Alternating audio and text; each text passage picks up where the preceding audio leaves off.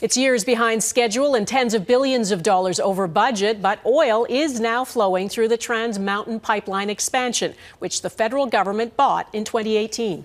The expansion means more Canadian crude is now being shipped from Alberta to the BC coast. It nearly triples the flow of oil to 890,000 barrels per day, and it expands access to lucrative global markets beyond the U.S. Trans Mountain's original owner, Kinder Morgan, walked away from it, and Prime Minister Trudeau's decision to buy it for $4.5 billion was deeply controversial.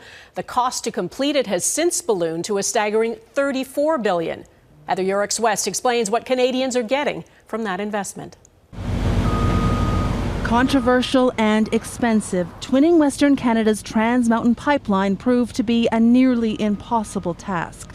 Seeing its completion has many in Canada's energy sector breathing a heavy sigh of relief. It's a big deal. We've been waiting for this for many years. It's hard to build big pipelines, and getting this done, although it's been very expensive and very delayed, is finally something that's going to give market access to Canada, which is one of the bigger oil producers in the world. Until now, Canada has only been able to export its oil to North American markets, sending its heavy crude by pipeline or rail across Western Canada to the American Midwest or the Gulf Coast.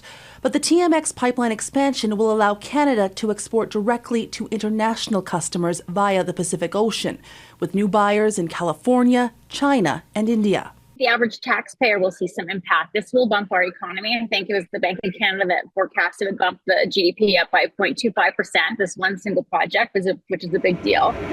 Of course, as the owner of much of Canada's oil resource, Alberta stands to see the most financial gains, with provincial royalty payments tied to the price of Western Canadian crude, which because of its limited market access has sold at a steep discount. Because we now have another customer to sell to, we're going to see higher prices for all of our Western Canada Select product. In the past, there's been a heavy discount.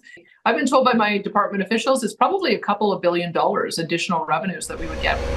While the new pipeline may be pumping, the TMX story is far from done. It's still owned by taxpayers, and Ottawa has made clear its intention to divest, with questions around how long the infrastructure will be profitable as the world makes its transition away from what's flowing inside.